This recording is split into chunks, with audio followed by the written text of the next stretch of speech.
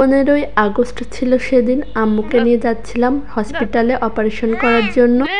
আমার ছেলেটা দেখেন নানির কোলে কত বেশি আনন্দ করতেছিল।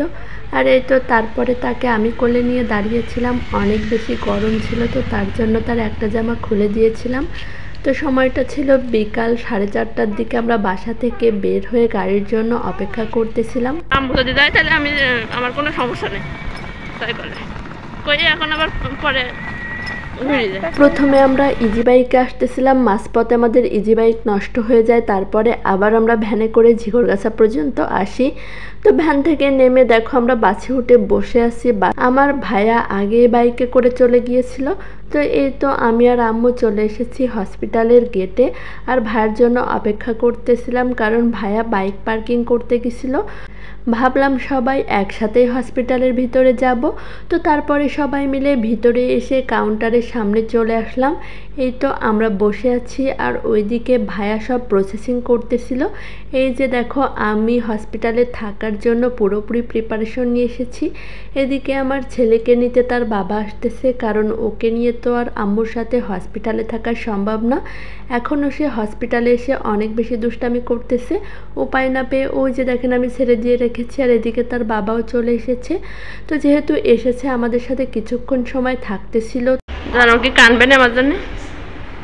কি করবা না তাহলে? একটা দিনই তো থাকবে। বড় ছেলের তো আমাকে রেখে থাকার অভ্যাস ছিল, কিন্তু ছোটটা আমাকে রেখে একদমই থাকতে পারে না, যার জন্য অনেক বেশি চিন্তা হচ্ছিল। তো যাই হোক, ওকে পাঠিয়ে দিয়ে আম্মুকে নিয়ে অনেক বেশি ব্যস্ত হয়ে পড়েছিলাম, কারণ আম্মুর একটার উপর একটা টেস্ট করতে হচ্ছিল। তো লাস্ট রাত 1টার সময় আম্মুর সুগার টেস্ট করতেছিলাম খাওয়ার পরে। এদিকে আমার পাশের বেডে একটা বাচ্চাকে দেখেন, এত বেশি খারাপ লাগতেছিল ওকে দেখে। মাত্র 2 মাস বয়সেই ওর অপারেশন শুরু হয়ে গেছে।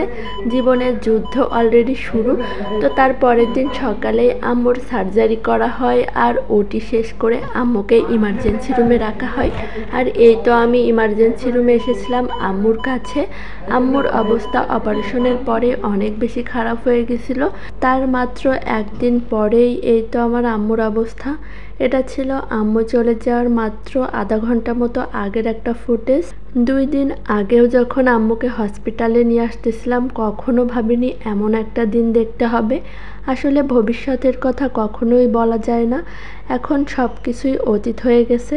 হাসতে হাসতে গল্প করতে করতে 2 জন হসপিটালে এসেছিলাম।